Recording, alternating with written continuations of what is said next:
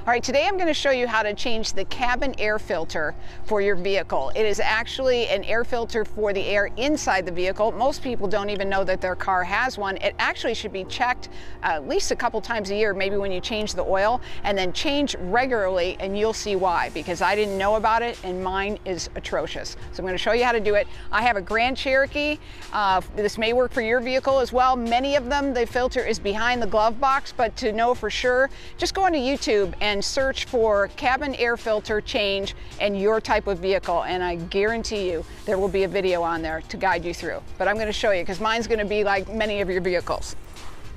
So we're going to open the glove box, and the first thing I'm going to do is they call this a dampener. This is just a little spring-loaded cord that keeps your glove box from dropping open too quickly.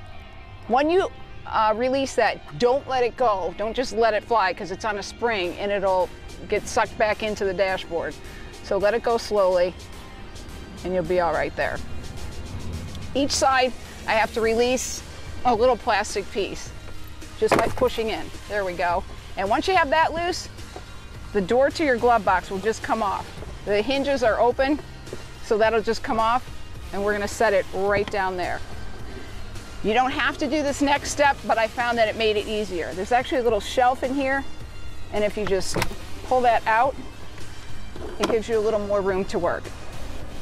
Now I'm going to show you where the filter is. So here's a little plastic cover for the air filter. It just snaps on. You can grab this one end, and then there's actually like a little fastener in the middle. You pop that too, and it's got a little bit of a hinge on one end. There, we've got that out. Boom, there's your air filter right there. Now, check this out. Look how gross that is. How dirty that is. On both sides, actually. This has not been changed in years. I have had my vehicle almost 5 years. I never knew to change this. And I bought the vehicle used, so it may even be from longer than that.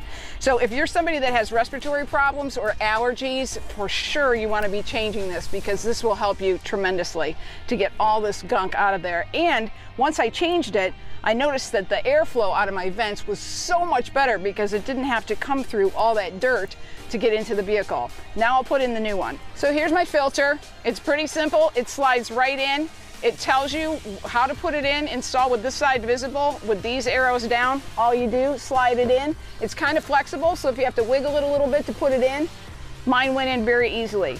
Now we have to put this little access cover back on. It's a little tricky to catch the hinge on one side, but if you feel around for it, you'll get it.